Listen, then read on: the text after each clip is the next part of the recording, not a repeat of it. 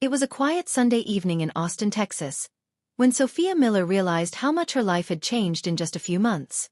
Once a confident yoga instructor with her own studio, she now sat by the window of her small apartment, staring out at the rain-soaked streets, wondering how to start over. The car accident had left her with a damaged shoulder and a heart that felt even more bruised. Her fiancé, Mark, couldn't handle the slow recovery and left her 2 weeks after the accident. It was the kind of betrayal that doesn't break you instantly. It chips away, slowly, piece by piece.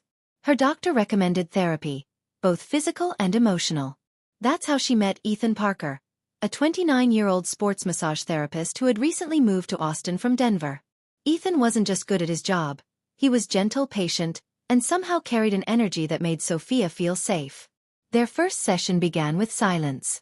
Sophia lay on the therapy table, the sound of rain tapping softly against the glass. "Let me know if the pressure's too much," Ethan said softly, his tone calm, professional. "It's fine," she whispered, her voice trembling not from pain, but from the weight of memories that refused to fade.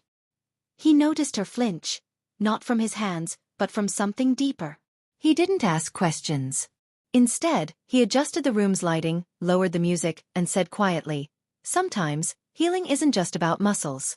Sometimes, it's about letting your body remember peace."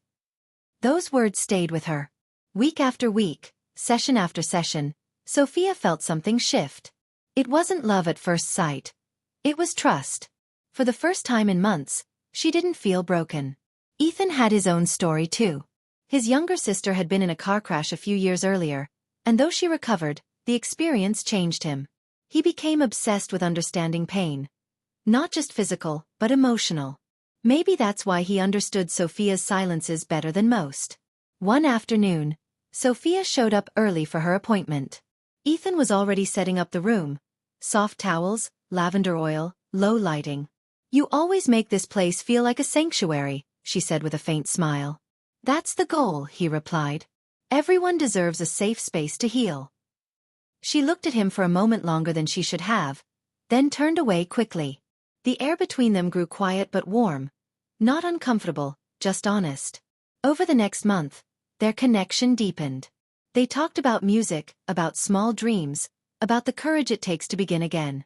Sophia told him how afraid she was to return to teaching yoga, fearing her students would notice how stiff her left arm had become.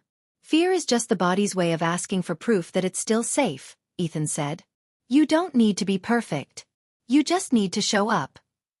That night, Sophia cried in her car before driving home, not because she was sad, but because someone finally understood her without judgment. The next morning, she made a decision. She reopened her studio for private lessons. Ethan volunteered to help her stretch before sessions to prevent injury. Slowly, her strength, and her confidence, returned. What she didn't know was that Ethan had begun falling for her in silence. He knew it wasn't professional. But sometimes, emotions don't follow rules.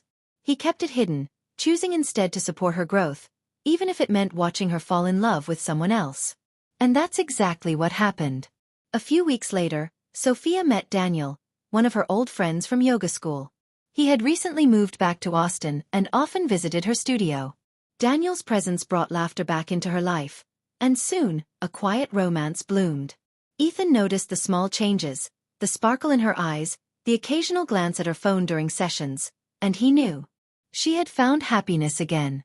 He should have been happy for her. But inside something ached. One evening, Sophia came for her final scheduled session. She looked radiant, light blue dress, hair tied loosely, and a smile that glowed. "I think this might be my last one for a while," she said. "You helped me heal more than you know." Ethan nodded, trying to keep his voice steady. "That's what I'm here for. You did the hard work, Sophia." "No," she said softly, turning toward him.